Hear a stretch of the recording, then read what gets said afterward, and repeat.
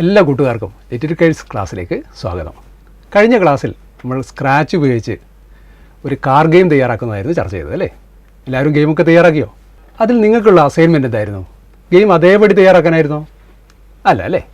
അതിന് കുറച്ച് സാധ്യതകൾ കൂട്ടിച്ചേർത്ത് പുതിയ തരത്തിലുള്ള കാർ ഗെയിം തയ്യാറാക്കാനായിരുന്നു നിർദ്ദേശിച്ചത്.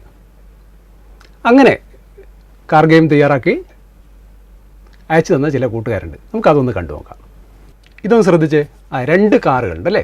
അതായത് രണ്ട് കളിക്കാർക്ക് ഒരുമിച്ച് കളിക്കാൻ പറ്റുന്ന മൾട്ടിപ്ലെയർ മോഡിലുള്ള കാർ ഗെയിമാണിത്. അപ്പോൾ ഒരു കീബോർഡിൽ 2 സ്ട്രോക്ക് ഉപയോഗിച്ച് നമുക്കത് കൺട്രോൾ ചെയ്യാൻ കഴിയും. അതെ, അടുത്തതൊന്ന് നോക്കൂ. ടൈമർ ഉപയോഗിച്ച് കാറ് ഒരു റൗണ്ട് ഫിനിഷ് ചെയ്യാൻ എടുക്കുന്ന സമയം കണ്ടെത്താൻ സഹായിക്കുന്ന തരത്തിൽ ഗെയിം വികസിപ്പിച്ചതാണ് ഇത്. ഈ ഗെയിമിൽ സ്പേസ് കീ ഉപയോഗിച്ച് കാറിൻ്റെ വേഗത വർദ്ധിപ്പിക്കാനുള്ള സൗകര്യമാണ്. കാണുന്നില്ലേ? സ്പേസ് കീ പ്രസ് ചെയ്യുന്ന സമയത്ത് കാറ് കുറേ കൂടി മുന്നോട്ട് കുതിക്കുന്നുണ്ട്. അപ്പം ഇങ്ങനെ ധാരാളം ഗെയിമുകൾ കിട്ടിയിട്ടുണ്ടായിരുന്നു. അങ്ങനെ കിട്ടിയ ഗെയിമുകളിൽ എനിക്ക് കൗതുകം തോന്നിയത് ഒരു കുട്ടി അയച്ചു തന്ന ഒരു വീഡിയോ കണ്ടപ്പോഴാണ്. ഞാൻ ആ വീഡിയോ നിങ്ങളെ കാണിക്കാം.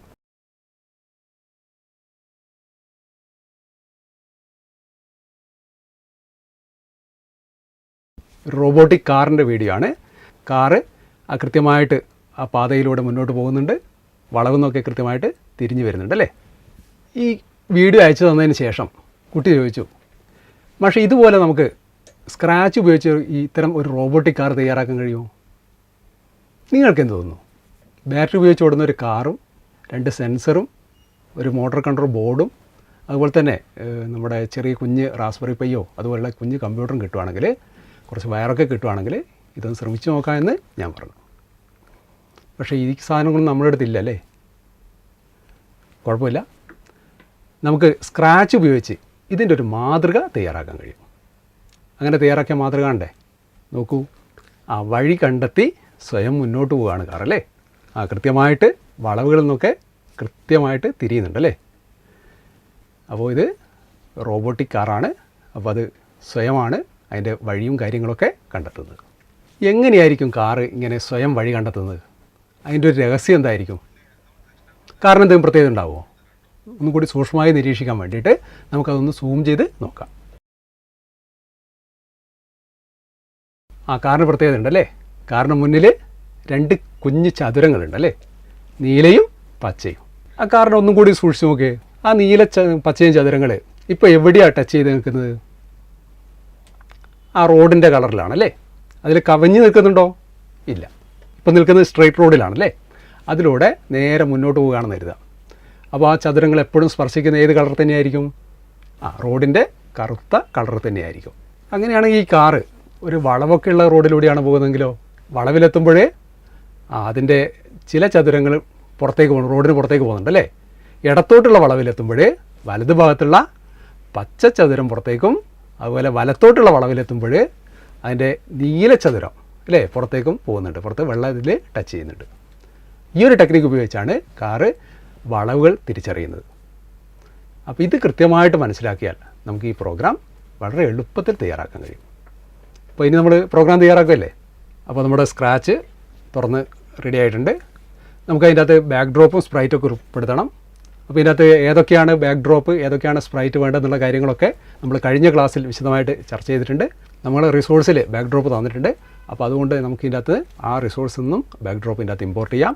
അതിന് നമുക്ക് ബാക്ക് ഡ്രോപ്പിൻ്റെ 3ാമത്തെ ഓപ്ഷൻ ഉപയോഗിക്കാം, upload back drop from file. അപ്പോൾ അതിൽ ക്ലിക്ക് ചെയ്യുമ്പോൾ നിങ്ങളുടെ ഡെസ്ക്ടോപ്പിൽ നിങ്ങളുടെ റിസോഴ്സിൻ്റെ അകത്ത് സ്ക്രാച്ച് എന്ന് പറയുന്ന ഫോൾഡറിൻ്റെ അകത്ത് ആക്ടിവിറ്റി 3.1.1 എന്ന് പറയുന്ന ഫോൾഡറിൻ്റെ അകത്ത് നിങ്ങൾക്ക് ആവശ്യമായ റിസോഴ്സ് വന്നിട്ടുണ്ട്.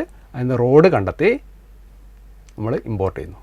അപ്പോൾ റോഡ് വന്നു കഴിഞ്ഞല്ലേ? ഇനി നമുക്ക് കാറും കൂടി വേണം. അപ്പോൾ കാറ് നമുക്ക് അറിയാം സ്പ്രൈറ്റ് ആയിട്ടാണ് ഉൾപ്പെടുത്തേണ്ടത്. അപ്പോൾ ഇതുപോലെ തന്നെ അപ്ലോഡ് സ്പ്രൈറ്റ് ഫ്രം ഫയൽ എന്ന ഓപ്ഷൻ ഉപയോഗിച്ച് നമുക്കത് ഇമ്പോർട്ട് ചെയ്യാം. അപ്പോൾ കാറിനെ നമുക്ക് ഷ്രിങ്ക് ടൂൾ ഉപയോഗിച്ച് ക്ലിക്ക് ചെയ്ത് ചെറുതാക്കാം. ചെറുതാക്കുമ്പോൾ അതിൻ്റെ സെൻസർ, അതിൻ്റെ വലുപ്പം, കാറിൻ്റെ സെൻസറിൻ്റെ വലുപ്പം റോഡിനും അകത്ത് ഒതുങ്ങി നിൽക്കാൻ വേണ്ടി നമ്മൾ ശ്രദ്ധിക്കുക. അപ്പോൾ നമ്മുടെ ഗെയിമിലേക്കുള്ള ബാക്ക് ഡ്രോപ്പും സ്പ്രൈറ്റും ഒക്കെ റെഡി ആയിട്ടുണ്ട്. ഇനി നമുക്ക് അതിൻ്റെ സ്ക്രിപ്റ്റ് ആലോചിക്കാം അല്ലേ? അപ്പോൾ ഇവിടെ നമുക്ക് അറിയാം നമ്മുടെ കാറ് മൂവ് ചെയ്യുകയാണ് ചെയ്യേണ്ടത്. മൂവ് ചെയ്യുന്നത് കണ്ടിന്യൂസ് ആയിട്ട് മൂവ് ചെയ്യണം. അത് ഗ്രീൻ ഫ്ലാഗ് ക്ലിക്ക് ചെയ്യുമ്പോഴാണ് മൂവ് ചെയ്യേണ്ടതെന്നുള്ള കാര്യങ്ങളൊക്കെ നമ്മൾ കഴിഞ്ഞ ക്ലാസ്സിൽ ചർച്ച ചെയ്തിട്ടുണ്ട്. അപ്പോൾ അതുപോലെ നമുക്ക് എന്ത് ചെയ്യാം? ആ സ്ക്രിപ്റ്റുകൾ എടുത്തു വെക്കാം. അപ്പോൾ when green flag clicked forever move 10 steps. അപ്പോൾ ഈ നിർദ്ദേശത്തോടെ കാർ തുടർച്ചയായിട്ട് ചലിച്ചുകൊണ്ടിരിക്കും അല്ലേ. നമുക്കൊന്ന് ക്ലിക്ക് ചെയ്ത് നോക്കാം. കാറിന് വേഗത കൂടുതലാണല്ലേ. അപ്പോൾ വേഗത കുറക്കാൻ എന്താണ് ചെയ്യുക? മൂവ് 10 സ്റ്റെപ്സ് എന്ന് പകരമായിട്ട് 1-2 സ്റ്റെപ്പുകളാക്കാം അല്ലേ.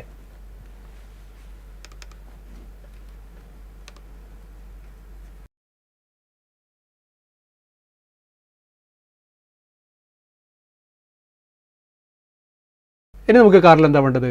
കാർ ടേൺ ചെയ്യണം അല്ലേ. ടേൺ ചെയ്യാനുള്ള സ്ക്രിപ്റ്റുകൾ ഏതൊക്കെയാണ് നമ്മൾ കഴിഞ്ഞ ക്ലാസ് പരിചയപ്പെട്ടിട്ടുണ്ട്, അതൊന്ന് നോക്കാം. Turn left 15 degree. അപ്പോൾ ഇത് ഉപയോഗിച്ച് നമുക്ക് 15 ഡിഗ്രി ഇടത്തോട്ട് തിരിക്കാൻ കഴിയും. അപ്പോൾ നമുക്ക് 15 ഡിഗ്രി ഒന്നും തിരിക്കേണ്ട, നമുക്കൊരു 5 ഡിഗ്രി ആക്കി മാറ്റാം. അപ്പോൾ ഇങ്ങനെ ടേൺ ചെയ്യേണ്ടത് എപ്പോഴാണ്? നമ്മൾ നേരത്തെ മനസ്സിലാക്കിയിട്ടുണ്ട്. കാറ് ഇടത്തോട്ട് തിരിയുമ്പോൾ കാറിൻ്റെ വലത് ഭാഗത്തുള്ള പച്ച ചതുരം അത് വെള്ള ഭാഗത്തേക്ക്, റോഡിന് പുറത്തേക്ക് പോയിട്ട് വെള്ളയിൽ ടച്ച് ചെയ്യും. ഈ സമയത്താണ് കാർ എവിടത്തേക്ക് തിരിയേണ്ടത്? ഇടത്തോട്ട് തിരിയേണ്ടത്. അപ്പോൾ അതിനുള്ള നിർദ്ദേശം നമുക്കൊന്ന് ഉപയോഗിക്കാം. അപ്പോൾ ഇവിടെ നമുക്ക് അറിയാം കളർ സെൻസിംഗ് ആണ് ഉപയോഗിക്കേണ്ടത്. അപ്പോൾ അങ്ങനെയാണ് കളർ സെൻസിങ്ങിൻ്റെ ആ നിർദ്ദേശം എടുത്തു വെക്കാം. അപ്പോൾ സ്ക്രിപ്റ്റിൽ നമുക്ക് ആദ്യത്തെ ചതുരത്തിൻ്റെ കളറ് നമ്മൾ ഉദ്ദേശിക്കുന്ന ടച്ച് ചെയ്യാൻ ഉദ്ദേശിക്കുന്ന ചതുരത്തിൻ്റെ കളറാണ് കൊടുക്കേണ്ടത്. അപ്പോൾ ഇവിടെ പച്ച കളറ് ആദ്യത്തെ ചതുരത്തിൽ നമ്മൾ സെലക്ട് ചെയ്ത് കൊടുക്കണം.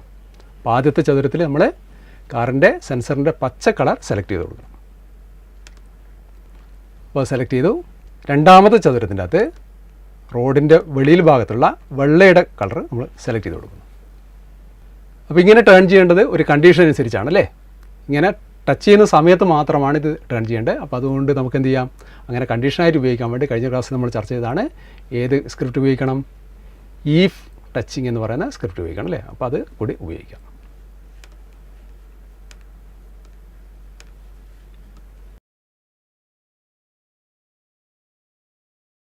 If colour green is touching white turn 15 degree അല്ലേ. അപ്പോൾ ഇതൊരു പ്രാവശ്യം ഇങ്ങനെ ടേൺ ചെയ്താൽ മതിയോ? പോരാ. നമുക്ക് എല്ലാ സമയത്തും, അതായത് കാർ എപ്പോഴാണ് ടേൺ ചെയ്യേണ്ടതെന്ന് അറിയില്ല. നമുക്ക് കളി തുടങ്ങിക്കഴിഞ്ഞാൽ ഏത് സമയത്തും കാർ എന്ത് ചെയ്യണം? ഇടത്തോട്ടോ വലത്തോട്ടോ ഒക്കെ ടേൺ ചെയ്യേണ്ടി വരും. ആവർത്തിക്കാനുള്ള ഒരു നിർദ്ദേശം കൂടി വേണം. അത് ഫോർഎവർ ആണെന്ന് നമുക്കറിയാം. അപ്പോൾ ആ നിർദ്ദേശം ഇതിൻ്റെ അകത്ത് ഉൾപ്പെടുത്താം. ഇപ്പോൾ മുകൾ ഭാഗത്ത് നമുക്ക് ഓൾറെഡി നമ്മളിത് ഫോർഎവർ ഉപയോഗിച്ചിട്ടുണ്ട്. അപ്പോൾ നമുക്ക് ഈ നിർദ്ദേശം ആ നിലവിലുള്ള ഫോർഎവറിൽ തന്നെ ഉൾപ്പെടുത്തിയാൽ മതി. അപ്പോൾ കാർ ഇടത്തോട്ട് തിരിയാനുള്ള നിർദ്ദേശമായിട്ടുണ്ട് അല്ലേ. ഇനി ഇതുപോലെ തന്നെ നമുക്ക് എന്ത് ചെയ്യാം? വലത്തോട്ട് തിരിയാനുള്ള നിർദ്ദേശവും ഇതേ രൂപത്തിൽ തന്നെ ഉൾപ്പെടുത്താം. ടേൺ റൈറ്റ് 15 ഡിഗ്രി ഉപയോഗിക്കുന്നു. നേരത്തെ പറഞ്ഞ പോലെ തന്നെ നമ്മൾ കണ്ടീഷനായിട്ട് ഉപയോഗിക്കാൻ വേണ്ടി ഇഫ് ദെൻ ഉപയോഗിക്കുന്നു. കളർ സെൻസിങ്ങിന് വേണ്ടി നമ്മൾ കളർ സെലക്ട് ചെയ്യുമ്പോൾ ആദ്യത്തെ ചതുരത്തിൽ ഏത് കൊടുക്കണം?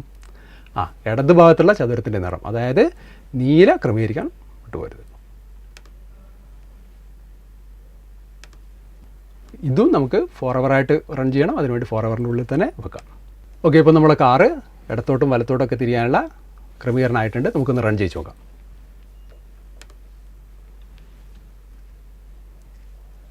സ്മൂത്തായിട്ട് പോകുന്നുണ്ടല്ലേ. അപ്പോൾ നമ്മുടെ ഗെയിം ഏകദേശം പൂർത്തിയായിട്ടുണ്ട്. നമ്മുടെ കളിയുടെ തുടക്കത്തിൽ കാറിൻ്റെ സ്ഥാനം ഇതുപോലെ സ്ക്രീനിൻ്റെ സൈഡിലാണുള്ളതെന്ന് കരുതുക. അങ്ങനെയാണെങ്കിൽ കാറ് തിരിച്ച് നമ്മുടെ റോഡിലേക്ക് കയറണ്ടേ? എഡ്ജിൽ നിന്ന് തിരിച്ച് ബൗൺസ് ചെയ്ത് വരണ്ടേ? അപ്പോൾ അങ്ങനെയാണെങ്കിൽ നമുക്ക് ഈ ഗെയിമിലേക്ക് ഈ ഫോൺ എഡ്ജ് ബൗൺസ് എന്ന് പറയുന്ന സ്ക്രിപ്റ്റ് കൂടി ഉൾപ്പെടുത്തുന്നതായിരിക്കും. അപ്പോൾ ആ നിർദ്ദേശം ഈ ഫോൺ എഡ്ജ് ബൗൺസ് എന്നുള്ള നിർദ്ദേശം എവിടെയുണ്ട്? നമ്മുടെ മോഷൻ ബ്ലോക്കിലുണ്ട്. അത് എടുത്തു വെക്കാം. അതും നമുക്ക് ഫോർഎവറായിട്ടൊക്കെ ചെയ്യേണ്ടതാണ്. അതുകൊണ്ട് ഫോർഎവർ എന്നുള്ള ലൂപ്പിനകത്ത് തന്നെ ഉൾപ്പെടുത്താം.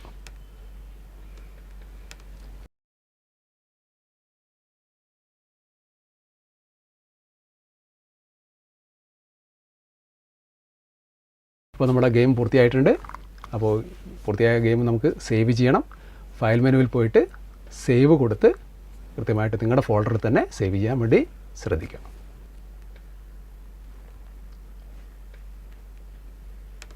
അപ്പോൾ നമ്മൾ ഇതിൻ്റെ അകത്ത് ഉപയോഗിച്ച സ്ക്രിപ്റ്റുകൾ ഏതൊക്കെയാണെന്നും അതെന്തിനൊക്കെയാണ് വേണ്ടത് ഉപയോഗിച്ചതെന്നൊക്കെ കാര്യങ്ങൾ വ്യക്തമായിട്ടുണ്ടല്ലോ. എന്തെങ്കിലും സംശയമുണ്ടോ ഇതിൻ്റെ അകത്ത്? അപ്പോൾ സംശയമുണ്ടെങ്കിൽ നിങ്ങളുടെ അധ്യാപകരോട് ചോദിക്കണം. എനിക്കൊരു ചെറിയ സംശയമുണ്ട്, അത് ഞാൻ വ്യക്തമാക്കാം. കാറിന് നമ്മൾ വെള്ളയിൽ ടച്ച് ചെയ്യുന്ന സമയത്ത് ഇടത്തോട്ടും വലത്തോട്ടും ഒക്കെ തിരിയാനുള്ള നിർദ്ദേശങ്ങളായിരുന്നു കൊടുത്തതല്ലേ. ഇപ്പം സ്ക്രീനിലേക്ക് നോക്കൂ, നമ്മുടെ കാറ് വെള്ളയിലാണുള്ളത് അല്ലേ. ഇപ്പോൾ ഇവിടെ ഇപ്പം ഞാനിപ്പം കാറിനെ മൂവ് ചെയ്യിച്ചാൽ അതെങ്ങനെയായിരിക്കും പോവാം? ഇടത്തോട്ട് പോവോ അതോ വലത്തോട്ട് പോവോ? നോക്കാം. സ്ട്രെയിറ്റ് ആയിട്ടാണ് പോകുന്നത് അല്ലേ. ഇപ്പോൾ എന്തുകൊണ്ടായിരിക്കും ഇങ്ങനെ നമ്മൾ ഈ നിർദ്ദേശം കൊടുത്തിട്ടും വെള്ളയിൽ നിന്ന് കാറ് സ്ട്രെയിറ്റ് ആയിട്ട് മൂവ് ചെയ്യുന്നത്? അപ്പോൾ അതിൻ്റെ കാരണം കണ്ടെത്തുക, നിങ്ങളുടെ അധ്യാപകർക്ക് ഷെയർ ചെയ്യുക. സ്ക്രാച്ച് ഉപയോഗിച്ച് ഇങ്ങനെ കളികൾ മാത്രമാണോ തയ്യാറാക്കാൻ കഴിയുക? അല്ല, നമുക്ക് പ്രയോജനപ്രദമായ ചില ആപ്ലിക്കേഷനുകളും സ്ക്രാച്ച് ഉപയോഗിച്ച് തയ്യാറാക്കാൻ കഴിയും. നമുക്ക് കണക്ക് കൂട്ടാൻ ഒരു കാൽക്കുലേറ്റർ വേണമെന്ന് കരുതുക. ഒരു കാൽക്കുലേറ്റർ എങ്ങനെയാണ് സ്ക്രാച്ച് ഉപയോഗിച്ച് തയ്യാറാക്കുന്നത് നോക്കാം. ഒരു പൂച്ചയാണ് അതിൻ്റെ അകത്തുള്ളത് അല്ലേ. നമുക്കിത് ഗ്രീൻ ഫ്ലാഗ് ക്ലിക്ക് ചെയ്ത് നോക്കാം. Hello, I am an adder cat. I will add numbers you entered. Enter first number. അല്ലേ, ഒന്നാമത്തെ നമ്പർ നമ്മളോട് എൻ്റർ ചെയ്യാൻ വേണ്ടി പറയുകയാണ്. അപ്പോൾ നമുക്ക് ഒന്നാമത്തെ നമ്പർ അതിൻ്റെ അകത്ത് എൻ്റർ ചെയ്യാം. ഞാൻ 23 എൻ്റർ ചെയ്തു. കീബോർഡിൽ എൻ്റർ കീ അടിച്ചാൽ സ്പ്രൈറ്റ് അത് സ്വീകരിച്ചോളൂ. ഓക്കെ, ഇപ്പം വീണ്ടും എൻ്റർ സെക്കൻഡ് നമ്പർ ചോദിക്കുകയാണ്. എൻ്റർ സെക്കൻഡ് നമ്പർ 34 ടൈപ്പ് ചെയ്തു, എൻ്റർ അടിച്ചു. ഒന്ന് ആലോചിച്ച് ദി ആൻസർ ഈസ് 57 എന്ന് പറയുന്നുണ്ട് അല്ലേ. വീണ്ടും അടുത്ത 2 നമ്പർ കൂട്ടാൻ വേണ്ടിയിട്ട് എൻ്റർ ഫസ്റ്റ് നമ്പർ എന്ന് പറയുകയാണ്. നമുക്ക് വീണ്ടും നമ്പർ കൂട്ടണമെങ്കിൽ നമ്മൾ അടുത്ത നമ്പറുകൾ ടൈപ്പ് ചെയ്യുന്നു. 45 ടൈപ്പ് ചെയ്യുന്നു, വീണ്ടും 34 ടൈപ്പ് ചെയ്യുന്നു, ഉത്തരം 79 എന്ന് ലഭിക്കുന്നു. അപ്പോൾ ഇങ്ങനെ എത്ര പ്രാവശ്യം വേണമെങ്കിലും ഈ 2 നമ്പർ വെച്ച് നമുക്ക് ഈ കാൽക്കുലേറ്റർ കൂട്ടാൻ കഴിയും. അപ്പോൾ ഇതുപോലുള്ളൊരു കാൽക്കുലേറ്റർ നമുക്ക് സ്ക്രാച്ച് ഉപയോഗിച്ച് എങ്ങനെയാണ് തയ്യാറാക്കുക? അപ്പോൾ നമുക്ക് പ്രോഗ്രാം തയ്യാറാക്കാം അല്ലേ. സ്ക്രാച്ചിലുള്ള ഡിഫോൾട്ട് സ്പ്രൈറ്റും ബാക്ക്ഡ്രോപ്പും മതി ഈ പ്രോഗ്രാമിനല്ലേ.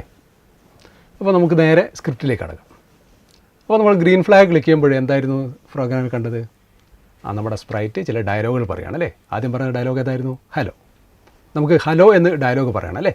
ആ ഡയലോഗ് പറയാൻ വേണ്ടിയിട്ടുള്ള സ്ക്രിപ്റ്റ് നമുക്ക് ഇതിൻ്റെ അകത്ത് കണ്ടെത്താം. ലുക്സിൽ സേ ഹലോ ഫോർ 2 seconds. അപ്പോൾ 2 സെക്കൻഡ് നേരത്തേക്ക് ഇങ്ങനെ ഡയലോഗ് പറയും. നമുക്ക് വേണമെന്ന് കാണാം. ഹലോ പറഞ്ഞിട്ടുണ്ടല്ലേ. തുടർന്ന് 1-2 ഡയലോഗ് കൂടി നമ്മുടെ സ്ക്രാച്ച് പറയുന്നുണ്ടല്ലേ. അടുത്ത ഡയലോഗ് എന്തായിരുന്നു? ഐ ആം എൻ ആഡർ കാറ്റ് അല്ലേ. അപ്പോൾ അതിന് വേണ്ടിയിട്ട് നമുക്ക് സ്ക്രിപ്റ്റ് ഉപയോഗിക്കാം. ഒരിക്കൽ കൂടി സേ സ്ക്രിപ്റ്റ് ഉപയോഗിക്കുന്നു. അതിൽ ഹലോ എന്ന ഭാഗം നമ്മൾ എഡിറ്റ് ചെയ്ത് I am an adder cat എന്നാക്കുന്നു.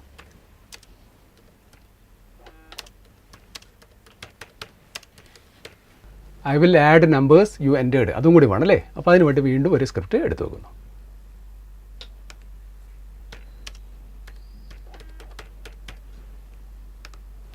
അപ്പോൾ ഇത്രയും ഡയലോഗ് സ്ക്രാച്ച് പറയുന്നത് വെൻ ഗ്രീൻ ഫ്ലാഗ് ക്ലിക്ക് ചെയ്യുമ്പോഴാണ്. അപ്പോൾ അതിനുള്ള നിർദ്ദേശം കൂടി നമുക്ക് ഉൾപ്പെടുത്താം. അടുത്തതായിട്ട് എന്താണ് നമ്മുടെ പ്രോഗ്രാമിലുള്ളത്? എൻ്റർ യുവർ ഫസ്റ്റ് നമ്പർ എന്ന് പറയുന്നു. ഒപ്പം ഉത്തരം നൽകാനുള്ള ഒരു ബോക്സും പ്രത്യക്ഷപ്പെടണം. അപ്പോൾ ഉത്തരം നൽകാനുള്ള ബോക്സ് വരിക എന്നുള്ളതാണ് ഇതിൻ്റെ അകത്ത് ഏറ്റവും പ്രധാനം. എപ്പോഴാണ് നമ്മൾ ഉത്തരം നൽകുക? ചോദ്യം ചോദിക്കുമ്പോഴല്ലേ. അപ്പോൾ ഇവിടെ നമുക്ക് ഈ നിർദ്ദേശം ചോദ്യമായിട്ട് വേണം ഉൾപ്പെടുത്താനുള്ളത്. അപ്പോൾ ചോദ്യം ചോദിക്കാനുള്ള സ്ക്രിപ്റ്റുകൾ നമ്മുടെ സ്ക്രാച്ചിലുണ്ട്. ഏതാ സ്ക്രിപ്റ്റ്? ആസ്ക്. സെൻസിങ് എന്ന് പറയുന്ന ബ്ലോക്കിൻ്റെ അകത്ത് ആസ്ക് എന്ന് പറയുന്ന സ്ക്രിപ്റ്റ് ഉണ്ട്. നമുക്കത് എടുത്തു വെക്കാം.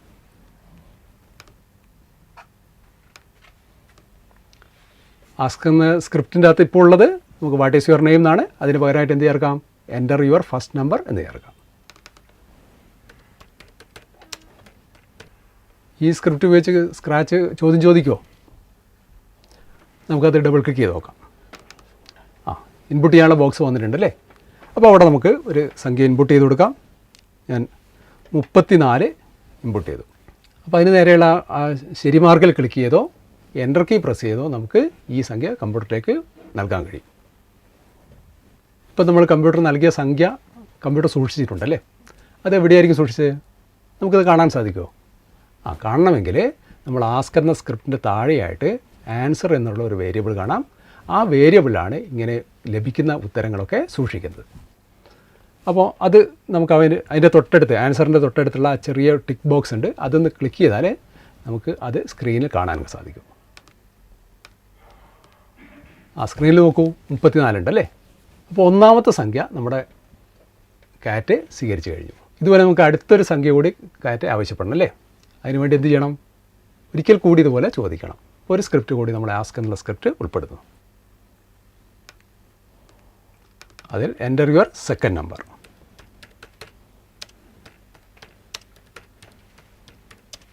അപ്പോൾ ഇതും നമുക്ക് ഇതുപോലെ തന്നെ ഇൻപുട്ട് ബോക്സ് ലഭിക്കും അല്ലേ. നമുക്കൊന്ന് നോക്കാം. എൻ്റർ യുവർ സെക്കൻഡ് നമ്പർ എന്ന് ചോദിച്ചിട്ടുണ്ട് അല്ലേ. എന്നിട്ട് വെയിറ്റ് ചെയ്യാണ്. അപ്പോൾ ഇവിടെ ഞാൻ നേരത്തെ 34 ടൈപ്പ് ചെയ്ത് ഇപ്പം 45 കൊടുക്കുകയാണ്. എൻ്റർ നൽകുന്നു. ഇപ്പം നൽകിയ സംഖ്യ കമ്പ്യൂട്ടർ സൂക്ഷിച്ചിട്ടുണ്ടാവുമോ? നമുക്ക് നോക്കാം. ആൻസറിലൊന്ന് ടിക്ക് മാർക്ക് ചെയ്ത് നോക്കാം. സ്ക്രീനിൽ എന്തുണ്ട്? 45 വന്നിട്ടുണ്ടല്ലേ. അപ്പോൾ നമ്മൾ നേരത്തെ നൽകിയ 34 എവിടെ പോയി?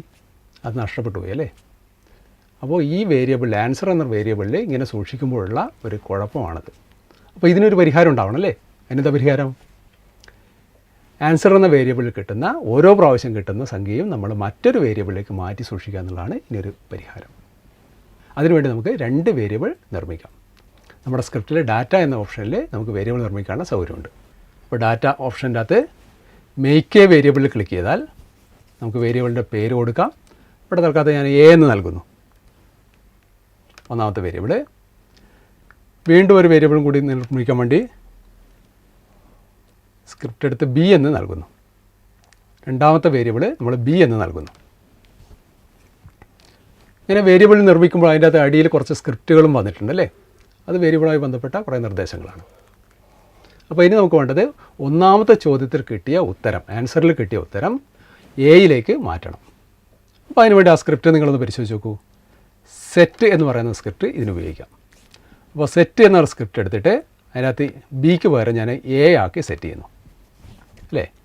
സെറ്റ് A2 അവിടെ 0 എന്ന് കാണുന്നിടത്ത് നമ്മൾ നേരത്തെ കിട്ടിയ ഉത്തരം സൂക്ഷിക്കുന്ന വേരിയബിളായ ആൻസർ എടുത്തു വെക്കുന്നു. ആൻസർ ഇവിടെ കിട്ടുന്നു. അപ്പോൾ സ്ക്രിപ്റ്റ് ഒന്ന് വായിച്ച് നോക്കൂ. ആൻസർ ടു എ എന്ന് പറഞ്ഞിട്ട് സെറ്റ് ചെയ്യാം. അപ്പോൾ ഒന്നാമത്തെ ചോദ്യം ചോദിച്ച് കിട്ടിയ ഉത്തരത്തെ നമ്മൾ എയിലേക്ക് സെറ്റ് ചെയ്യാൻ വേണ്ടി ആദ്യത്തെ ചോദ്യത്തിൻ്റെ അടിയിലായിട്ട് ആ സ്ക്രിപ്റ്റ് നൽകുന്നു. ഇതുപോലെ തന്നെ നമുക്ക് ബിയിലേക്ക് രണ്ടാമത് കിട്ടുന്ന ആൻസറും സൂക്ഷിക്കാൻ വേണ്ടി ആവശ്യപ്പെടാം.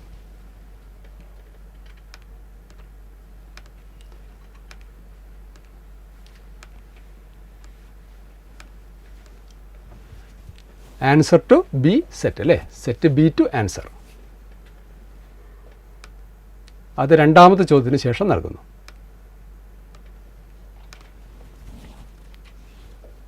അപ്പോൾ ആദ്യം നൽകിയ സംഖ്യ നമ്മൾ എ എന്ന വേരിയബിളിലും അതുപോലെ തന്നെ രണ്ടാമത് നൽകിയ സംഖ്യ ബി എന്ന വേരിയബിളിലും സെറ്റ് ചെയ്യാനുള്ള നിർദ്ദേശം നമ്മൾ നൽകിയിട്ടുണ്ട്. അപ്പോൾ 2 വേരിയബിളിലും ഇപ്പോൾ എന്ത് ചെയ്തിട്ടുണ്ടാകും? നമ്മൾ ആദ്യവും രണ്ടാമതും നൽകിയ ഉത്തരങ്ങൾ വന്നിട്ടുണ്ടാകും അല്ലേ. ഇനി നമ്മുടെ പ്രോഗ്രാമിൽ എന്താണ് വേണ്ടത്? എയിലെ വിലയും ബിയിലെ വിലയും കൂട്ടണം. അപ്പോൾ 2 വിലകളും നമ്മുടെ കമ്പ്യൂട്ടറിൽ ഇപ്പം നിലവിലുണ്ട്. ഇനി നമുക്ക് ഈ 2 വിലകളും തമ്മിൽ കൂട്ടി കാറ്റ് ഉത്തരം പറയണം. അപ്പോൾ വിലകൾ നമ്മുടെ കമ്പ്യൂട്ടറിനകത്തുണ്ട്, കൂട്ടാനുള്ള ശേഷിയും കമ്പ്യൂട്ടറിനുണ്ട്. പക്ഷേ ഇവ തമ്മിൽ കൂട്ടണമെങ്കിൽ നമ്മളത് പ്രത്യേകം കൂട്ടണം എന്ന കാര്യം കമ്പ്യൂട്ടറിനോട് പറയണം.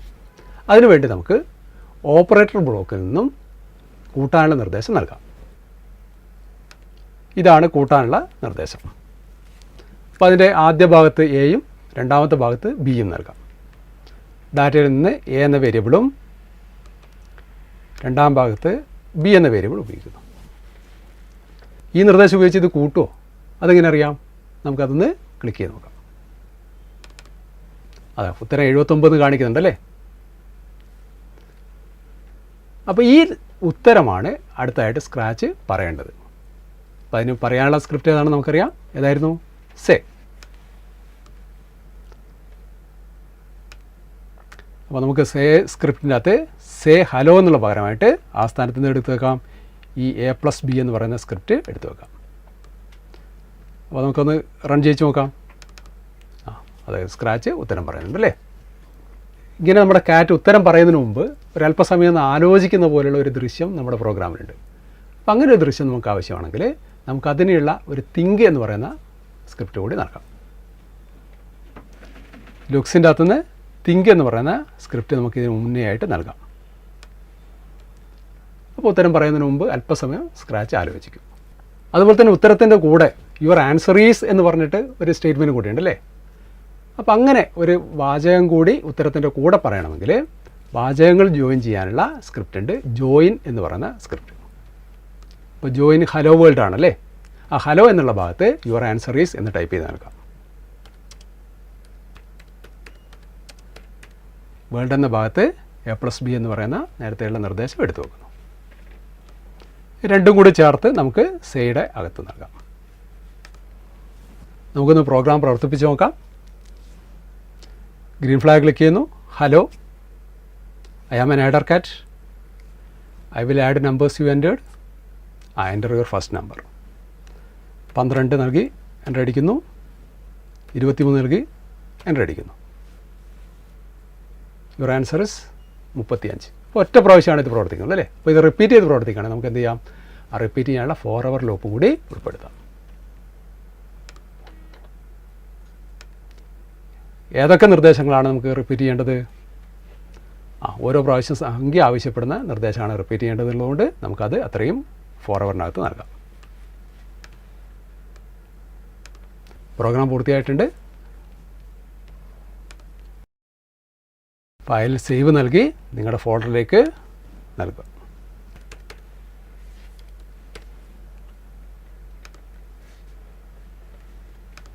അപ്പോൾ ഇന്നത്തെ ക്ലാസ്സിൽ നമ്മൾ വ്യത്യസ്ത സ്വഭാവമുള്ള 2 പ്രോഗ്രാമുകൾ പൂർത്തിയാക്കി കഴിഞ്ഞിട്ടുണ്ട്. അപ്പോൾ ഒരു നിശ്ചിത ഔട്ട്പുട്ട് ലഭിക്കുന്നതിന് വേണ്ടി എങ്ങനെയാണ് നിർദ്ദേശങ്ങൾ സമർത്ഥമായിട്ട് ഉപയോഗിക്കുക എന്നുള്ള കാര്യമാണ് നമ്മൾ ചർച്ച ചെയ്തത്. അപ്പോൾ അത് നിങ്ങൾ കൃത്യമായിട്ട് സൂക്ഷ്മമായിട്ട് മനസ്സിലാക്കുക. ഇനി നിങ്ങൾക്കുള്ള അസൈൻമെൻറ്റാണ്, ഒരു ഗെയിമാണ്, ഞാനത് കാണിക്കാം. ഒരു ഫുട്ബോൾ കോച്ച് ഉണ്ട്, 4 കളിക്കാരുണ്ട്. ഗ്രീൻ ഫ്ലാഗ് ക്ലിക്ക് ചെയ്യുമ്പോൾ എന്താണ് സംഭവിക്കുന്നത് നോക്കൂ. കോച്ച് ഒന്നാമത്തെ കളിക്കാരനെ, രണ്ടാമത്തെ കളിക്കാരനെ, മൂന്നാമത്തെ കളിക്കാരനെ ഇങ്ങനെ ക്രമത്തിൽ പന്ത് പാസ് ചെയ്യുന്നുണ്ട് അല്ലേ. നമുക്ക് ഈ ഗെയിമിൽ ഒരു ചെറിയ മാറ്റം വരുത്തണം. അതാണ് നിങ്ങൾ ചെയ്യേണ്ട പ്രവർത്തനം. എന്ത് മാറ്റമാണ് വരുത്തേണ്ടത് നോക്കൂ. ഇവിടെ ഗ്രീൻ ഫ്ലാഗ് ക്ലിക്ക് ചെയ്യാണ്. അപ്പോൾ കോച്ച് ചോദിക്കുകയാണ് അല്ലേ, പാസ് ടു, ആർക്കാണ് പാസ് ചെയ്യേണ്ടത്? അപ്പോൾ നമുക്ക് മൂന്നാമത്തെ കളിക്കാരനാണ് പാസ് ചെയ്യേണ്ടതെങ്കിൽ 3 എന്ന് ഇൻപുട്ട് ചെയ്ത് കൊടുക്കുന്നു, എൻ്റർ അടിക്കുന്നു. അപ്പോൾ കോച്ച് ആർക്ക് മാത്രം പാസ് ചെയ്യുന്നു? മൂന്നാമത്തെ കളിക്കാരന് മാത്രം ഫുട്ബോൾ പാസ് ചെയ്യുന്നു. ഇനി ഒന്നാമത്തെ കളിക്കാരനാണെങ്കിൽ 1 എന്ന് അടിക്കുന്നു. അപ്പോൾ ഒന്നാമത്തെ കളിക്കാരന് മാത്രം പാസ് ചെയ്യുന്നു. അപ്പോൾ നിങ്ങൾക്ക് റിസോഴ്സ് ഫോൾഡർ തന്നിരിക്കുന്ന ഫുട്ബോൾ കോച്ച് എന്ന് പറയുന്ന ഗെയിം പരിശോധിക്കുക. അപ്പോൾ നിലവിൽ തന്നിരിക്കുന്ന നിർദ്ദേശങ്ങൾ എന്തിനൊക്കെയാണെന്ന് മനസ്സിലാക്കുക. അങ്ങനെയെങ്കിൽ നിർദ്ദേശ തരത്തിൽ ഔട്ട്പുട്ട് ലഭിക്കുന്നതിന് ഗെയിമിന് എങ്ങനെ മാറ്റം വരുത്തണമെന്ന് ആലോചിക്കുക. ഗെയിം തയ്യാറാക്കുക, നിങ്ങളുടെ അധ്യാപകർക്ക് ഷെയർ ചെയ്യാൻ മറക്കരുത്. അപ്പോൾ നമ്മുടെ ക്ലാസ് ഇന്നിവിടെ അവസാനിക്കുന്നു. അപ്പോൾ എല്ലാവരും ഗെയിം തയ്യാറാക്കി നിങ്ങളെ കൈറ്റ് മാസ്റ്റർക്ക് കൈമാറുമല്ലോ. നന്ദി, നമസ്കാരം.